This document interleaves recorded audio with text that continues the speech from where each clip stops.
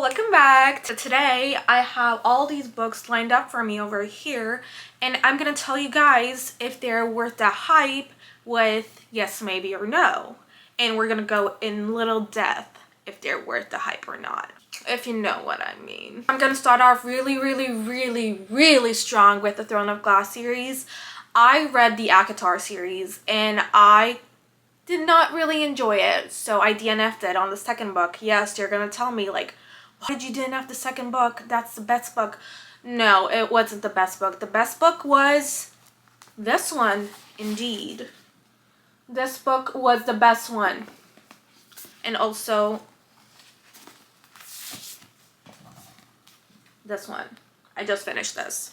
I'm on Empire of Storm and Tower of Dawn. I'm gonna tandem read them as of today, because if you guys don't know, Hurricane Milton is coming my way and I'm pre-recording all these videos, so I have some sort of like content to make, and I want to do a solely video of just Throne of Glass series because I am quite literally obsessed with that series. It's literally so freaking good. I'm loving every second of it. Then we're gonna move on from the series. We have the Knock 'Em Out series. So I know this is a little controversial and not a lot of people like these books, but this is quite literally my comfort series. The first book, I love the story of Nox and Naomi, and the second book is my least favorite. My favorite book of all of them is The Things We Left Behind. This is Lucian and Sloane's story. Their story was so beautiful. I cried, I giggled, I kicked my feet. It's literally like, these are all interconnected series, and if you don't read the first one, you're not going to understand the last one or the second one, so you do have to read the whole series. But I'm telling you, this was worth it. And listen to Lucy Score's books on audiobook. They are amazing. They're so freaking good. We have the Boys of Tommen series. So I read Binding 13 and it was such a wild ride. I cried so much. This book hit a little too close to home, so I wasn't really mentally prepared to read the second book, and I'm still not mentally prepared to read the second book, but I know it's gonna be so good, and I am telling you, this is worth all the hype. Johnny is literally one of my best book boyfriends. I love him so much. I love Shannon. I love their story. I just love like how she's a baby girl and he's so protective over him. If Who Did This to You was a book, it would be Binding 13. So I'm not sure if this is a really popular book, but we have The Serpent and Wings of Night.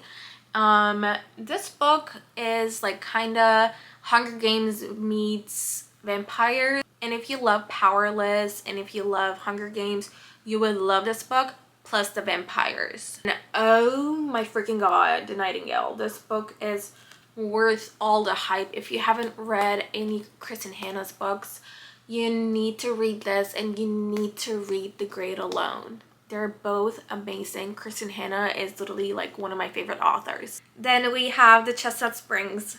I DNF'd this book. Not good.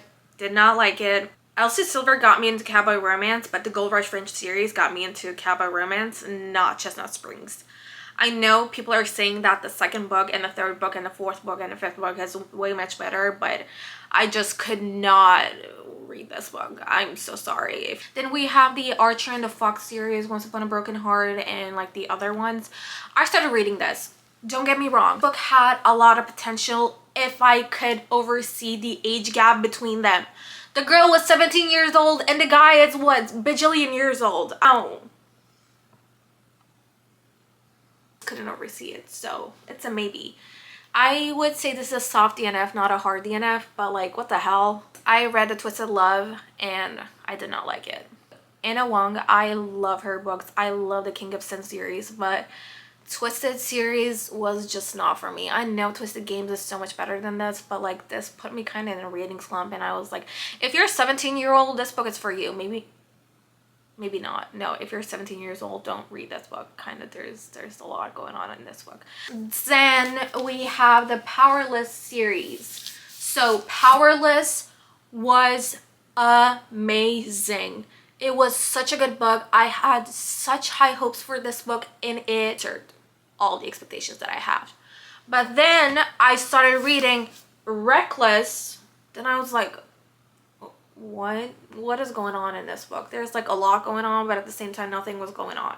So this is a maybe. Then in between I read The Powerful, Adina. I thought Mac was gonna be in Reckless because he's a really important part of the story. So I was like, why the hell he isn't in Reckless? I was just kind of bummed out about that, but this was a 5 out of 5. This is a 10 out of 10 book. I devoured this in one sitting. The Stan book. I literally tried to read this book 3 times. And on my 3rd time, I listened to an audiobook. And I'm not gonna lie, it was pretty good. But it took me literally 3 tries to get through this book. So take that as a maybe. Abby Jimenez is literally one of my favorite authors. Like, her writing style and her stories are always so amazing. And I love The Part of Your World and Yours Truly and Just for a Summer. I will say my least favorite is Yours Truly because there was like a lot of miscommunication. It drove me insane. But A Part of Your World and Just for the Summer made me sob, giggle, kick my feet, literally all of that jazz. Like, it was so amazing. Storyline, I think like the farm boy and the city girl, like, I just love their stories. It was so amazing. I loved it. This is a really controversial opinion, but I loved A Novel Love Story, and this is a yes for me. And I know not a lot of people like the Disney setting of this book. Like, Ashley Poston's books are like kind of like time traveling and all of that. It's like magical realism, and I love this book. I devoured it in literally one sitting. And This Is True by Lisa Jewell. And I will say this, I actually listened to this on audiobook, and it was so good, and I cannot wait it to become a movie or series if I'm not wrong. And I want to see like how this is gonna end, like how this is gonna go in like the movie, and who the actors and the actresses are gonna be. I'm not even gonna talk about this book. This is an immediate no. This was such a boring book. I wish I DNF'd it, but I didn't. I read through the whole book, but this was not it. And last but not least, we have the girl boss herself, The Last Mrs. Parrish.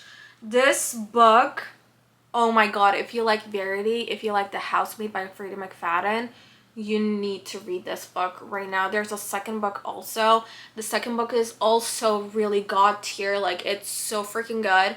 I love this series so much. Like, if you love scheming, love triangle, this is literally the perfect book for you. So yeah, that was basically it. So if you guys want to see more book content, make sure to subscribe to my channel and make sure to like this video too.